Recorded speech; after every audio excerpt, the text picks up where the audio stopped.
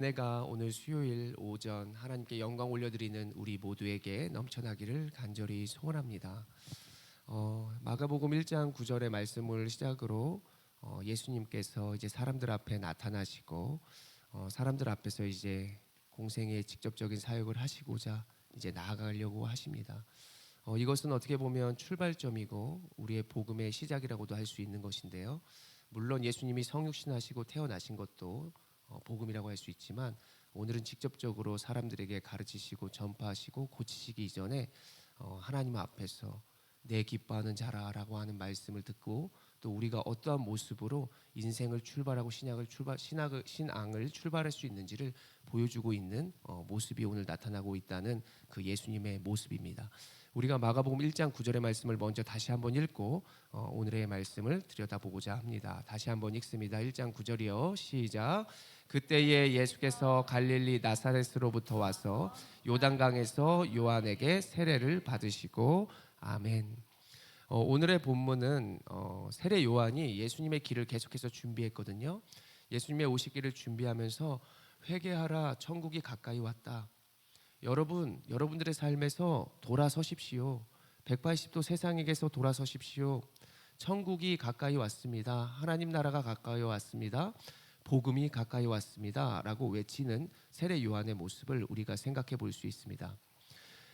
하나님의 나라가 다시 왔다는 것은 곧 복음이 왔다는 것이고 복음은 곧 예수 그리스도시다라고 말씀을 드렸었습니다. 그래서 예수님이 왔기 때문에 여러분 이 세상에서 돌아서십시오라고 하는 것이 세례 요한의 외침이었죠.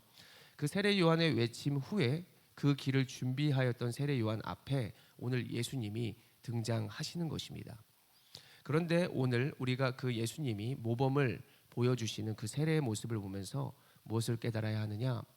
물론 세례 받으신 분들은 지난날에 내가 세례를 어떤 마음으로 받았는지, 그리고 그 세례는 우리에게서 어떠한 유익을 주는지, 또 세례로 인하여 우리가 앞으로 어떤 삶을 살아야 하는지를 잘 우리가 한번 생각해보고 우리가 그 세례를 받은 사람으로서 어떠한 사명과 어떠한 마음가짐으로 살아가야 할지를 다시 한번 다짐해보는 그러한 귀한 시간이 되시기를 원합니다. 먼저는 세례는 성례라고 하는 그 안에 들어가 있는 것으로 생각해 볼 수 있습니다. 다시 말해 성례는 세례와 성만찬, 즉 이 시대의 성찬식을 볼 수 있는 것이죠. 이것은 친히 예수 그리스도께서 지정해 주신 것으로 우리가 꼭 지켜야 하는 그 여러 가지 중에 꼭 필요한 기본 요소입니다. 그래서 예배와 동시에 성례가 이루어져야 되는데 예배와 동시에 성찬과 예배와 동시에 세례가 이렇게 함께 할 수 있다라고 하는 기본적인 하나님께 영광 올려드리는 요소로 초대교회 교인들은 그것을 생각하였습니다. 그래서 요즘은 성찬식을 굉장히 간소화하고 매 순간의 예배 때마다 하지는 않지만 그 당시 최초의 초대교인들은 계속해서 예수님이 그것을 보여주시고 직접 지정해 주신 것이었기 때문에 계속해서 모일 때마다 떡을 떼고 성만찬을 하였으며 세례는 단회적인 것, 한 번으로 딱 인치심과 도장을 받았다라고 하는 예표로 매번 성도들에게 이렇게 하면서 나아갔던 그런 모습이 성례라고 할 수 있습니다. 요즘 시대에는 적어지고 있는 것이 사실이지만 우리는 이것에 대한 참된 의미를 바라보면서 이것이 예배 중에 얼마나 소중한 것인지를 잘 생각해 보기를 원합니다. 자, 성례는 예수님이 정하셨다고 했습니다. 우리가 먼저 성례의 기본적인 요소에 대해서 함께 살펴보고자 하는데요. 첫 번째로 성례의 기본적인 의미가 무엇인가? 한번 1번 읽어볼까요? 시작. 두 번째, 복음의 약속을 선포하신 거룩한 표와 인이다. 세 번째, 하나님의 은혜를 보이는 수단이다. 아멘. 자, 잠깐만 기다려 보시면 복음의 약속을 선포하는 거룩한 사인이다. 그리고 인이다. 도장이다. 그 도장을 찍는 걸 아시죠? 그리고 우편을 딱 할 때에 그 봉인을 하는 것을 알 수 있을 거예요. 그리고 세 번째로는 보이지 않는 하나님의 은혜를 보이는 수단이다. 결혼할 때 이렇게 반지를 끼죠. 결혼을 약속한다는 그러한 모습을 나타내는 것입니다. 또한 그 결혼을 하기 위해서 많은 이들을 초청해서 그 예식에 참여하여 우리가 결혼한다, 성부, 성자, 성령의 이름으로 우리가 결혼식을 하는 모습들을 볼 수 있죠. 성례는 곧 예식인데 성례와 성만찬을 의미하는 것이고 복음의 약속을 선포하는 거룩한 사인이고 그리고 도장이 된다. 보이지 않는 하나님의 은혜를 보여주는 수단이다, 표시다라고 하는 것을 우리가 볼 수 있습니다. 이것을 이제 성경에서 나타나는 이런 모습들로 나타나고 우리가 한번 살펴볼 것인데요. 성례 용어를 살펴보면 우리가 헬라어 미스테리온이라고 하는 말이 쓰여지는 것을 볼 수 있습니다. 미스테리온은 뭐냐면 비밀입니다. 비밀.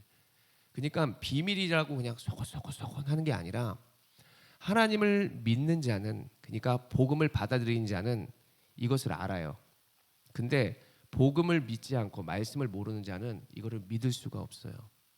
물론 하나님의 선택된 받은 자, 그리고 그 예식에 함께 동참할 수는 있지만 참여할 수는 없는 자가 있죠. 아직 이해를 못하지만 그 하나님의 표, 그리고 그 나타난 그 사인을 보면서 처음에는 모르는데 뭐 야구라든가 축구라든가 어떤 법칙을 모르다가도 그것에 대한 경기를 이해했을 때 그 규칙을 알고 이제 운동을 하고 참여할 수 있는 것처럼, 처음에는 믿음의 사람들처럼 믿지 않는 자들은 그것이 참 신기하고 비밀처럼 보이지만 이것이 이제 점점 참여함으로 말미암아 동참할 수 있는 이러한 모습으로 나타나게 될 수 있다는 것이죠. 그래서 이 헬라어로는 미스테리온이 비밀이라고 하는 말인데요, 마가복음 4장 11절에 나타나 있는 것을 볼 수 있습니다. 한번 마가복음 4장 11절을 읽어보겠습니다. 시작. 나라의 비밀을 너희에게는 주었으나 외인에게는 모든 것을 비유로 하나니. 아멘. 신비, 비밀, 이러한 용어가 미스테리온입니다. 그래서 4장 11절에는 하나님 나라의 비밀, 하나님의 나라가 우리에게는 이해가 되어지지만, 우리에게는 예수 그리스도고 복음이라고 알게 되지만 세상 사람들에게는 비밀이다, 이렇게 이제 미스테리온이 쓰인 것을 볼 수 있습니다. 이 미스테리온이 바로 구약의 시대에 뭐라고 볼 수 있느냐? 그 구약의 시대에는 그 제사장들이 손을 씻잖아요. 제사를 드리기 전에 이렇게 거룩하게 내가 나아가는 표시, 이런 모습들을 하나의 예로 들여볼 수 있을 것입니다. 그리고 이제 예수님을 통하여 나타나는 복음, 이것이 미스테리온이죠. 복음이 누군가에게는 아무런 증거가 되지 않고 십자가가 아무런 표가 되지 않지만 우리 믿는 자들에게는 그것이 구원의 표요, 그리고 예수 그리스도가 우리를 사랑해서 주신 그 모습이라는 것을 우리는 다 알고 있습니다. 그래서 이 당시의 사람들은 이 미스테리온, 바로 성례를 되게 중요하게 생각했는데, 성례가 왜 드러나야 하는가? 왜 이렇게 표시를 드러내야 되는가? 왜 소리를 내고 그렇게 사람들 앞에서 그렇게 우리 믿는 자라고 하는 그런 유별난 행동을 해야 했는가? 왜냐하면 그 당시에는 이제 이단들이 많았죠. 그리고 율법주의자들이 많은 율법을 지켜야 한다 했고, 예수님 회개하면 믿으면 구원받는다라고 하는 것이랑 너무나 대조적인 모습이 있었기 때문에 그 당시에 이단들과 여러 가지 율법주의자들, 그러한 자들에게서부터 지킬 수 있는 그들의 신앙 고백과도 같은 모습이었기 때문에 그 당시에는 그렇게 선포하고 드러내야 한다는 신앙 고백적 행위와 표시가 필요했다라고 여기면 좋을 것 같습니다. 그래서 우리가 지난날 생각할 수 있는 성례의 모습은 무엇일까? 구약시대에 무엇이 있었어요? 할례, 그리고 세례, 성만찬, 아직도 카톨릭에서 하는 고해성사 같은 경우가 있을 것입니다. 우리가 성례의 기능에서 이제 성례를 기능을 한번 살펴볼 것인데요, 어거스틴은 이 성례가 우리에게 어떤 기능을 했다라고 했냐면은 보이지 않는 은총이 보이는 형태이다라고 했어요.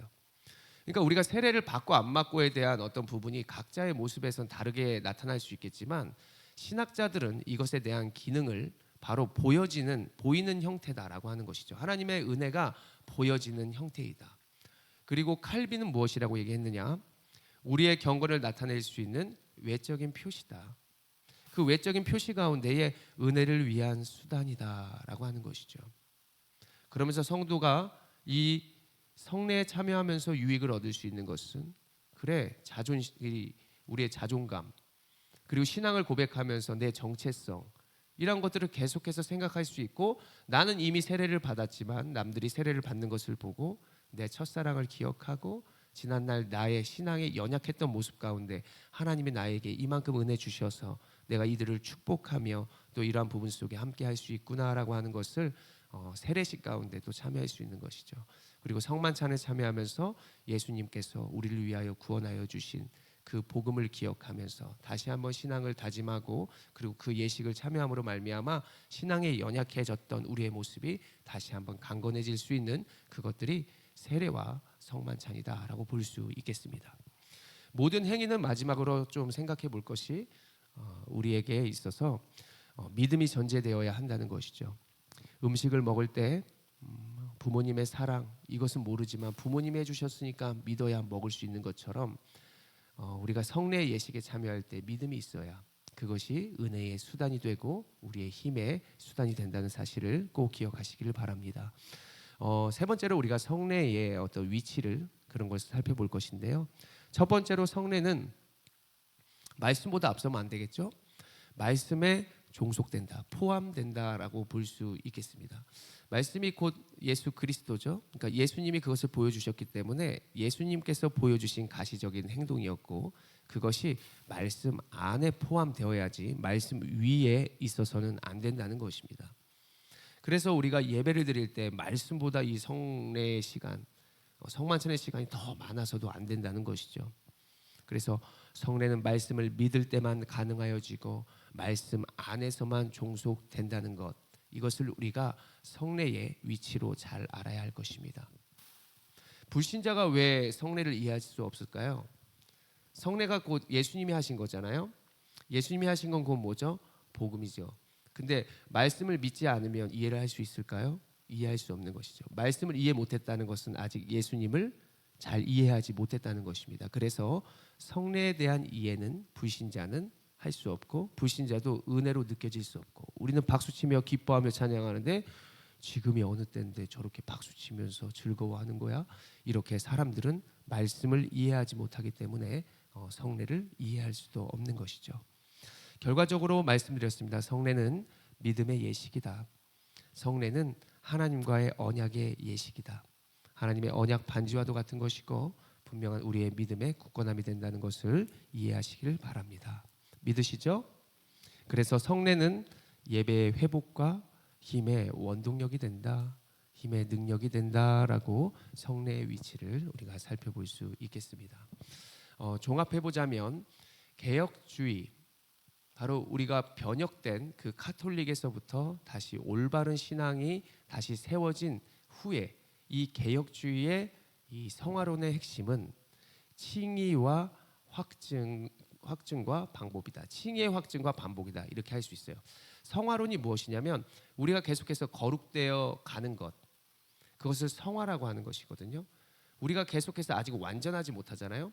계속 우리가 하나님 앞에서 거룩해져 가는 것, 더 점점 완전한 사람으로 되어 가는 것을 우리가 성화론이라고 할 수 있는 것인데요. 성화론은 그 핵심은 우리가 칭의가 무엇이냐면 예수님을 믿음으로 내가 죄 없음을, 바로 하나님께서 우리의 죄 없음을 선언해 주신 것이거든요. 그것을 계속해서 우리가 성례를 반복함으로써 이것을 깨닫게 되는 것이죠.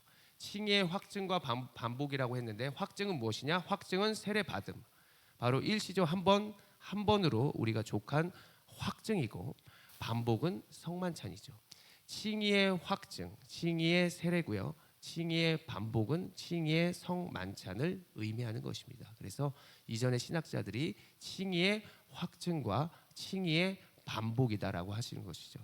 죄 없음을 우리가 도장을 받고 죄 없음을 반복적으로 행하면서 믿음이 유익해지고 신앙이 굳건해지는 그러한 결과가 성례라고 할 수 있습니다. 그래서 세례로 믿음을 확증할 수 있고 성찬식으로 우리가 믿음과 신앙을 매번 점검할 수 있다는 사실을 기억하시길 바랍니다.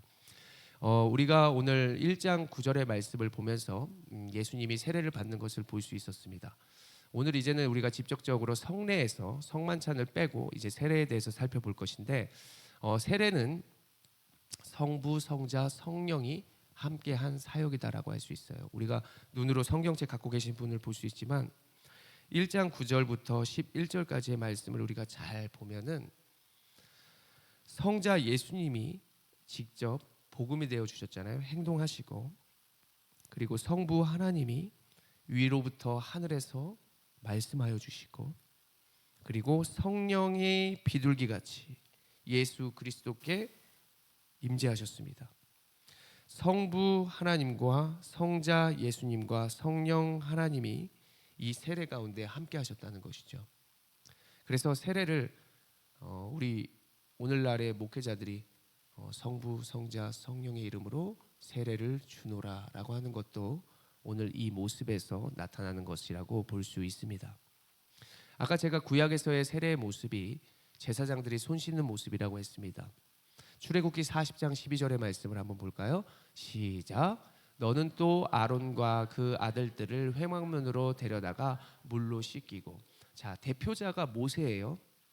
모세가 아론이라는 그 가문을 제사장으로 세우고 그의 아들도 똑같이 제사장의 가문으로 이어져 갑니다.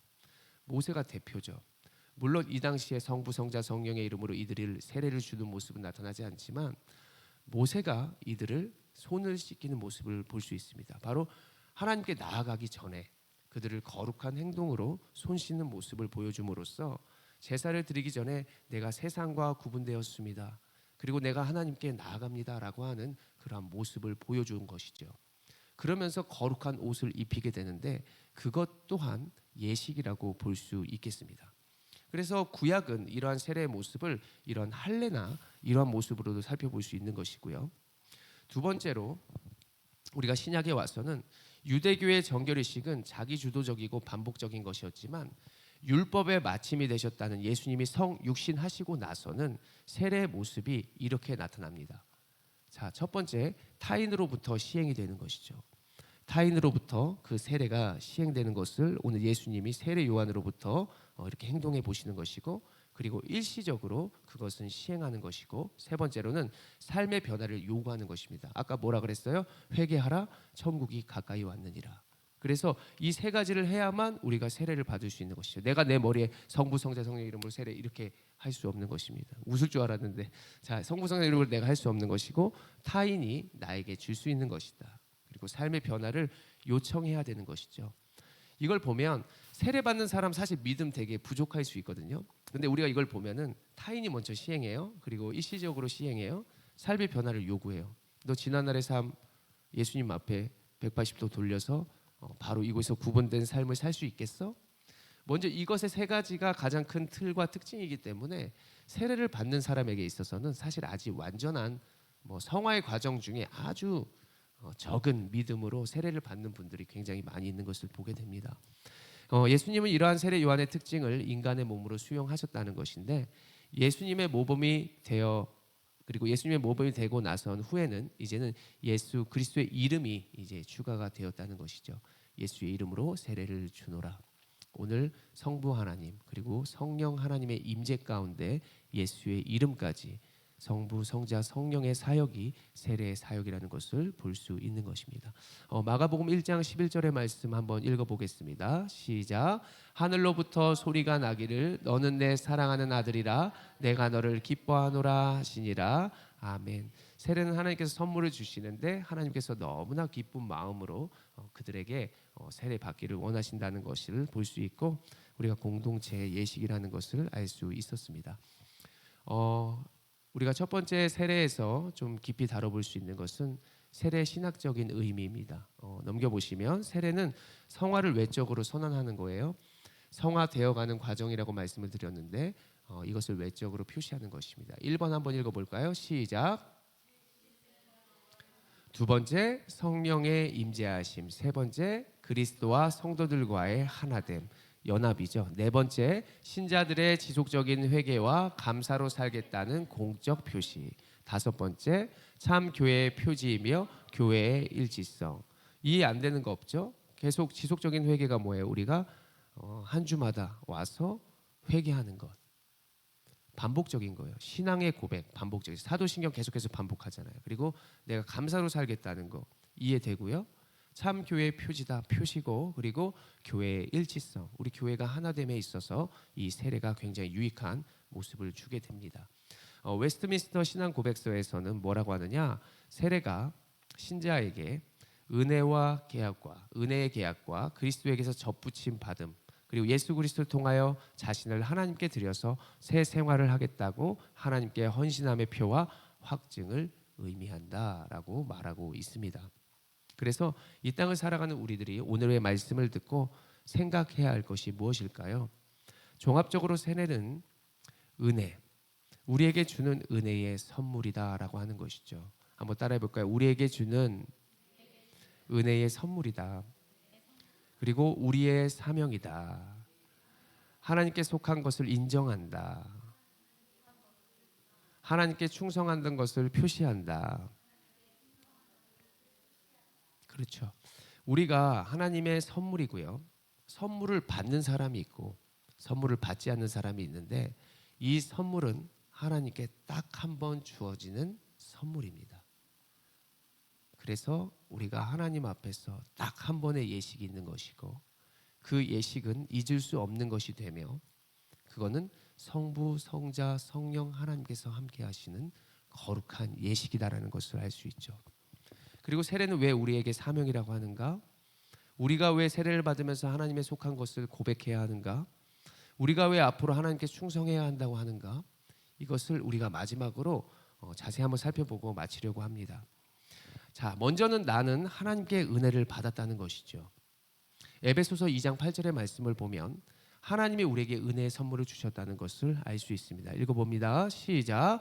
너희는 그 은혜에 의하여 믿음으로 말미암아 구원을 받았으니 이것은 너희에게서 난 것이 아니요 하나님의 선물이라. 아멘. 하나님께서 택하여 주신 것입니다. 하나님께서 오늘 은혜를 받게 하여 주셔서 지난날 우리를 세례 받게 하여 주셨고 그 세례를 받지 않아도 성찬의 예식에 참여하게 하여 주셨고 그리고 우리를 강권적으로 계속해서 이끄시는 가운데 우리가 세례를 받을 수 있고 그 세례를 받음으로 우리의 신앙의 정체성과 믿음은 더욱더 굳건해지며 하나님을 바라볼 수 있게 되어지는 것이다 라고 하는 것을 우리가 살아가면서 나는 소중한 사람이다 라고 하는 것을 기억하며 살아가시는 여러분 되시기를 원합니다. 또 한번 따라해 볼까요? 나는 사명이 있는 사람입니다. 그렇습니다. 세례는 우리를 확신시켜주는 표지뿐만이 아니라 우리가 무엇을 붙들고 나가야 하는지를 알려줍니다. 우리의 신앙을 고백하면서 우리가 받은 세례를 기억하면서 나는 하나님께 속한 사람이고 성부, 성자, 성령 하나님이 날마다 나와 함께 계셔. 그러면서 내가 무엇을 할까 하나님의 기쁨이 되어야지라고 하는 사명을 갖게 한다는 것입니다. 때로는 우리가 이것이 너무나 부담스러워서 피할 때가 있습니다. 내 일이 아니야. 남의 일이야. 너무나 부담되기 때문이죠. 그래서 우리가 우리의 삶의 모습에서 날마다 하나님이 주시는 예배와 그리고 예식에 참여함으로써 내 사명을 발견하는 것이 매우 중요합니다. 하나님 앞에서 주시는 양심 가운데에 내가 할 수 있는 바를, 내가 하나님의 기쁨이 될 수 있는 것을, 내가 하나님께서 나에게 주신 그 은사와 달란트대로 내가 하나님의 기쁨과 하나님의 일을 함으로써 우리가 세례받은 세례 교인으로서 하나님의 기쁨, 성령 하나님이 우리를 바라보시고 기뻐하는 자라라고 말씀하여 주신 그 은혜를 경험한 사람은 하나님의 기쁨을 위해서 살아갈 수밖에 없습니다. 사명을 너무 높이 우리가 바라보지 마시고 작은 것 하나라도 하나님의 기쁨을 찾고 그리고 우리가 은혜의 예식과 예배를 참여함으로써 나에게 꼭 맞는 하나님의 기쁨이 되는 것들을 찾아서 일평생 살아가면서 그것을 좀 더 확장시켜 나아가고 하나님 그 사명 감당하기 위해서 나에게 은혜를 더하여 주십시오라고 하는 고백을 반복적으로 함으로 말미암아 더 하나님의 기쁨 된 은사들을 더 하나님께 공급받아서 더 하나님의 기쁨이 되는 우리들 모두가 되시기를 간절히 소원합니다. 또 한번 따라해 볼까요? 나는 하나님께 속한 사람입니다. 요한복음 8장 47절의 말씀인데요. 같이 한번 읽어봅니다. 시작. 하나님께 속한 자는 하나님의 말씀을 듣나니 너희가 듣지 아니함은 하나님께 속하지 아니하였음이로다. 아멘. 부모의 자녀는 진정한 부모의 자녀는 부모의 말을 들을 수밖에 없습니다. 오늘도 우리가 하나님의 말씀을 들으러 오신 것은 하나님의 속한 자이기 때문인 줄로 믿습니다. 세상에 속한 사람이 아니라는 것이죠. 세례를 받은 사람들은 하나님에 대한 신앙을 고백하고 하나님과 약속을 맺은 그러한 자녀들이기 때문에 세상이 아닌 하나님께 속하여 인생을 걸어가야 할 것입니다. 그래서 날마다 주의 말씀을 듣고 우리의 신앙을 더욱더 굳건하게 하며 나의 신앙이 흔들리지 않도록 날마다 하나님의 말씀에 귀를 기울이고 그분 안에 거하는 삶이 우리에게 가장 건강한 삶이라는 사실로 꼭 기억하면서 살아가시기를 원합니다. 또 세례는 마지막으로 뭘 했습니까? 따라합니다. 나는 하나님께만 충성하겠습니다. 그렇습니다. 마태복음 25장 21절의 말씀인데요. 같이 한번 읽어봅니다. 시작. 이르러 잘하였도다 착하고 충성된 종아, 내가 적은 일에 충성하였음에 내가 많은 것을 내게 맡기리니 내 주인의 즐거움에 참여할지어다 하고. 아멘. 마태복음 25장의 충성된 종은 나에게 주어진 일에 성실히 살아갔던 사람입니다. 뭐 5달란트를 받았으니 5달란트를 가지고 열심히 살았다. 이것이 겉으로 보여지는 모습일 수 있는데 우리에게 사실 그 달란트라고 하는 개념이 누구마다 다 다를 거예요. 누구는 청소하는 것도 될 수 있고, 누구는 이쁜 말을 하는 사람이 있을 수 있고, 누구는 어떤 물질을 받은 사람이 있고, 누구는 어떠한 사랑할 수 없는 사람을 사랑하는 어떤 이런 달란트를 받은 종일 수 있습니다. 우리가 세상 앞에서는 종이 아니지만 하나님 앞에서는 종인 줄로 믿으시기를 바랍니다. 그분 앞에서 충성할 수 있지 세상 앞에서 충성하는 사람들이 아니라는 것이죠. 세상은 그저 도구일 뿐이고 세상은 그저 우리가 가끔 살아가는 사람들일 뿐입니다. 우리가 충성할 수 있는 분은 단 한 분, 삶 위에 한 분이신 예수 그리스도 그리고 하나님인 줄로 믿으시길 바랍니다. 그분 앞에서 우리가 충성하며 살아갈 것인데 내가 충성을 할 때 내가 무엇으로 충성을 할까? 내가 시간이 있으면 시간으로 충성할 수 있는 것이고, 그리고 내가 어떤 마음이 있다면 마음으로 충성하는 것인데 우리가 그렇게 성실로 살아가는 것이 하나님이 보시기에 착하고 충성된 종이 될 것입니다. 우리가 세례를 받고 또 하나님의 예식에 참여하고 약속을 받은 자로서 우리가 여러 가지 살아갈 모습들을 발견하였는데, 우리가 세례를 받은 자들은 하나님께서 나에게 주신 선물을 나는 받은 자이며 하나님의 사명을 받은 자이고 하나님의 속한 것을 인정하며 하나님께서 충성해야겠다라고 하는 이제 앞으로 공적인 표시를 받은 자로서 우리가 인생을 어떻게 살아야 할지를 각자가 한번 고민해 볼 수 있었다고 생각합니다. 분명히 은혜의 계약 가운데 그리스도께 이제 접붙임을 받아서 우리는 다시 새 생명을 얻은 그러한 성도임을 기억하십시오. 그러면서 내가 하나님 앞에서 충성한다라고 하는 그 고백이 분명히 하나님께 칭찬받는 우리의 삶이 될 것이고, 앞으로 이 세례를 우리가 받았으니 이제 세례 받는 자들의 우리가 사명이 무엇입니까? 그들을 세례 받게 하는 것이 사명이겠죠. 우리의 뭐 성도들 가운데에서도 가족을 세례 받게 하기 위해서 기도하는 분들도 계시는데 그것 또한 우리의 은사로 그들에게 나아감을 통해서 그들이 세례를 받게 하는 그것이 또 우리의 사명이겠죠. 이제 우리가 이 시대를 살아가면서 많은 것들이 어려움 가운데 있을 수 있고 우리를 사단이 넘어뜨리려고 할 수 있지만 계속해서 우리가 세례받은 성도임을 꼭 기억하고 날마다 또 성만찬에 참여할 때, 성찬식에 참여할 때도 우리가 세례받는 교인들만 참석할 수 있잖아요. 그때마다 참여할 때마다 예수님이 나와 함께 하시고 나를 위해 희생해 주셨다는 것을 꼭 기억하면서 각자의 자리에서 비록 어렵고 힘든 자리에 있을 수 있지만 담대히 걸어가시고 우리가 함께 세례받은 교인으로 서로 연합해서 함께 기도함으로 우리의 시기와 또 시대를 우리가 잘 이겨나가는 각자 모든 성도 되시기를 간절히 소원합니다. 기도하겠습니다. 하나님, 이 세상을 살아가면서 사단의 육신의 공격과 또 어려움으로 인하여 우리가 날마다 힘들고 요동할 수 있는 삶을 살아갈 수 있지만 오늘 하나님께서 세례를 주신 그 약속의 표징을 다시 한번 기억하면서 신실함을 붙들고 나아감을 다시 한번 생각해 보았습니다. 거룩하신 하나님, 이미 하나님께서 우리를 죄 씻어 주셨고 또 하나님께서 우리가 성화로서 주님께로 나아가고 있는 그 과정을 알게 하여 주셨사오니 하나님 날마다 믿음으로 승리할 수 있도록 함께 하여 주시고 예배와 성례에 참석할 때마다 하나님께서 주신 나의 사랑을 꼭 기억하고 우리가 가진 것으로 날마다 하나님께 충성하며 살아갈 수 있는 그 모습으로 나아갈 수 있도록 풍성한 은혜와 능력을 한 사람 한 사람에게 더하여 주시옵소서. 각자의 삶의 모습 가운데 기도하는 것들이 많이 있습니다.